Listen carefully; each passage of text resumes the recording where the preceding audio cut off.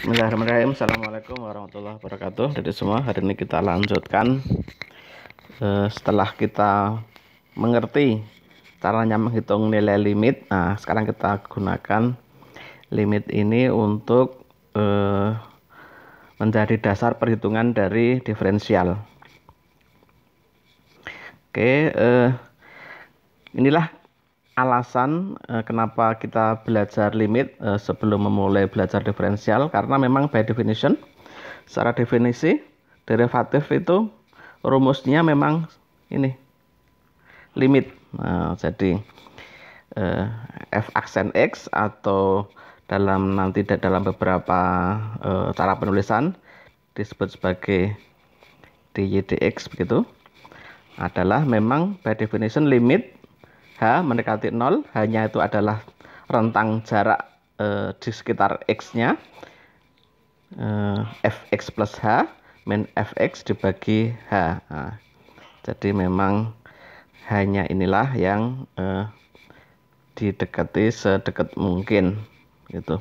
Memang by definition seperti itu, sehingga kenapa orang kalau belajar derivatif selalu melalui limit, karena memang itulah secara filosofis dasar dari derivatif.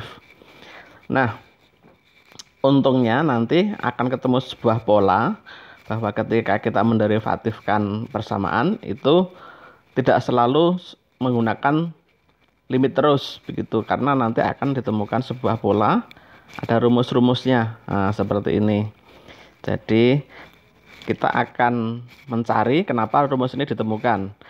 X pangkat n itu sama dengan n dikalikan x pangkat n min 1. Akan kita mulai. Kita mulai dari persamaan yang paling simple. Y sama dengan konstan gitu ya.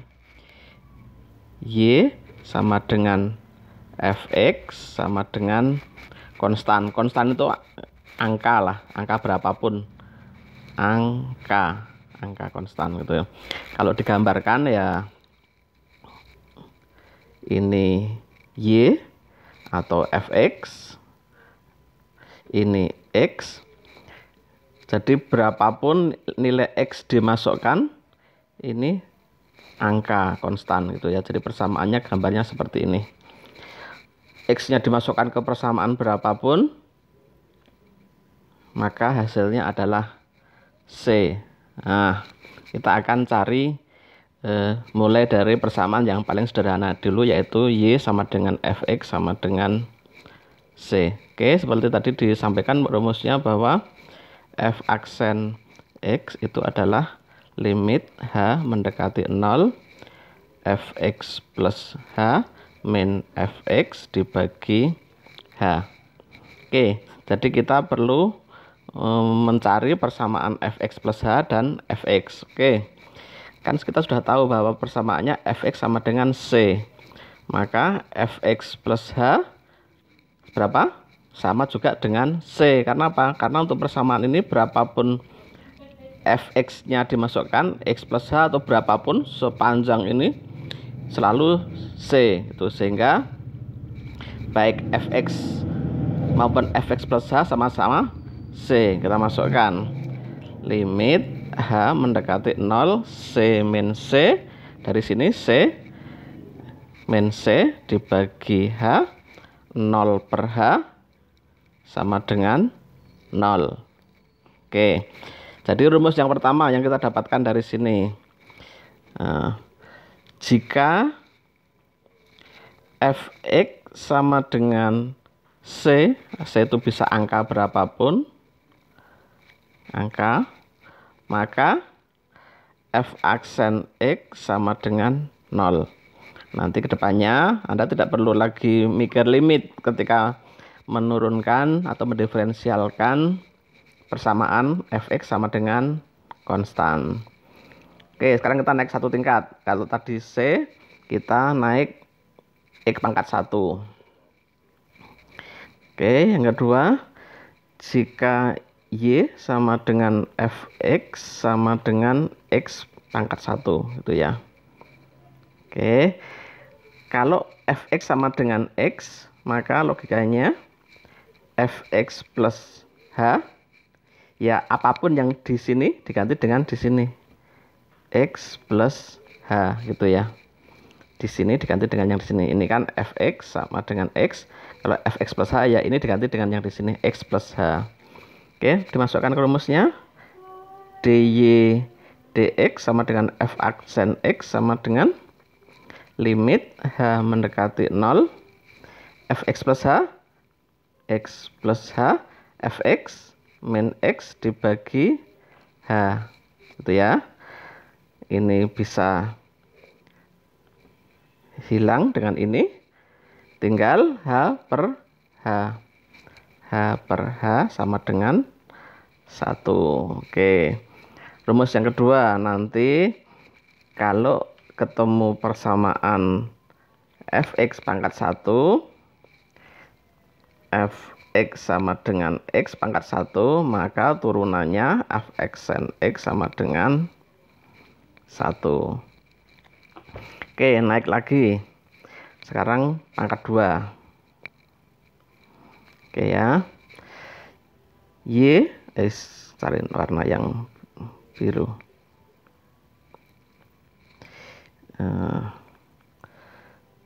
Mana? Y sama dengan fx sama dengan x kuadrat. Logikanya ketika fx sama dengan x kuadrat, maka fx plus h sesuai dengan rumusnya tadi adalah ya ini diganti dengan x plus h. X plus h kuadrat. Anda masih ingat rumus dari binomial x plus h kuadrat? Kalau lupa ya saya ingatkan.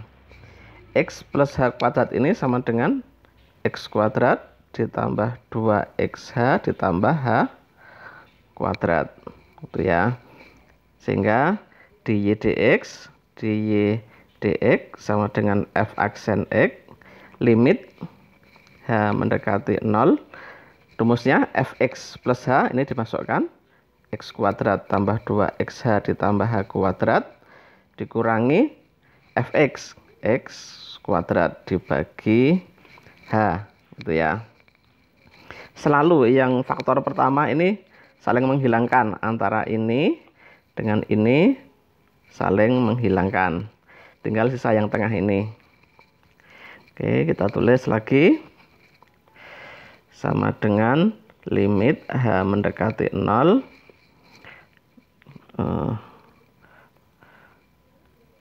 2xh ditambah h kuadrat dibagi h. Kita keluarkan h-nya, h 2x plus h, ini 2x dikalikan h, 2xh, h dikalikan h kuadrat dibagi h, ini dicoret. Tinggal 2x plus h, hanya mendekati 0 sama dengan 2x. Oke, jadi besok lagi kita sudah punya rumus yang bisa kita pahami. Pangkat 2 ini jika diturunkan adalah hasilnya 2x. Next satu level, pangkat 3 sekarang. Oke ya. Y pangkat 3. Sudah ini mengganggu. Selalu pakai ini aja. Selalu ya pakai merah dulu nggak apa-apa. Yang pangkat 3 sekarang, y sama dengan fx sama dengan x pangkat 3. Maka fx plus h ya sama dengan x plus h pangkat 3. Binomial pangkat 3 mudah-mudahan masih ingat. X pangkat 3 ditambah 3x kuadrat h ditambah 3xh kuadrat ditambah h pangkat 3.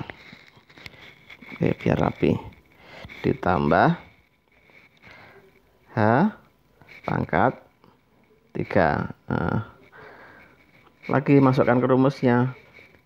dy dx sama dengan f aksen x limit h mendekati 0 fx plus h-nya ini x pangkat 3 ditambah 3x kuadrat h ditambah 3xh kuadrat ditambah h pangkat 3. Ini adalah fx plus h-nya. Dikurangi fx-nya yang ini. X pangkat 3 dibagi h, rumusnya tadi. Selalu yang ini dengan yang ini saling menghilangkan karena 1 plus 1 min ya.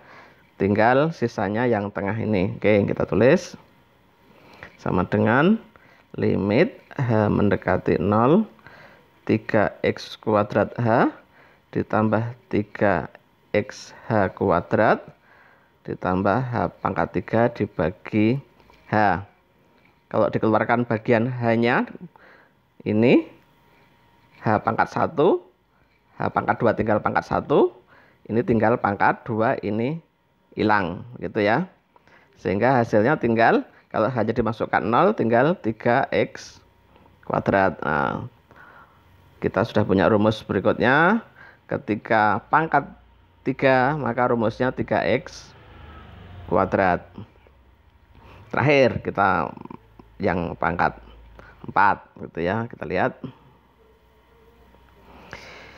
Jika y sama dengan fx sama dengan x pangkat 4 begitu, maka otomatis fx plus h-nya adalah ini x plus h pangkat 4.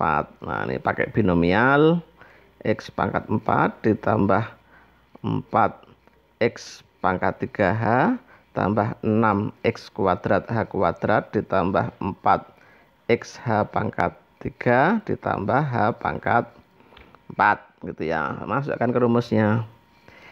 dy dx f aksen x sama dengan limit h mendekati 0 ini itu ya, x pangkat 4 ditambah 4x pangkat 3h ditambah 6x kuadrat h kuadrat ditambah 4x h pangkat 3 tambah h pangkat 4 min fx-nya x pangkat 4. X pangkat 4 dibagi h pangkat h pangkat 1 h ya, rumusnya itu.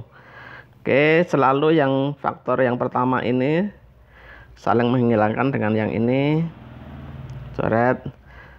Selalu yang ini habis, ini tinggal pangkat 1, ini tinggal pangkat 2, ini tinggal pangkat 3. Dimasukkan hanya 0 sama dengan 4x pangkat 3. Oh, ternyata kita sudah punya pola. Tadi kita lihat kalau ini x pangkat 4 itu 4x pangkat 3. Kalau x pangkat 3 3x kuadrat. Kalau pangkat ini ya 2 tadi 2x. Kalau pangkat 1 1, kalau pangkat 0 ya 0. Nah, inilah kenapa kita punya rumus ini. Besok lagi kalau ketemu persamaan polinomial pangkat-pangkatan begitu, sudah tidak perlu merujuk ke refer ke rumus limit lagi, kelamaan, langsung menggunakan rumus ini. Misalkan tadi kan sampai pangkat 4, y sama dengan x pangkat 5, maka y aksen atau dy dx dengan bawa ke depan 5x pangkat 4. Kalau pangkat 6 ya, misalkan x pangkat 6 turunannya ini y, maka y aksen adalah 6x pangkat 5. Ini rumusnya.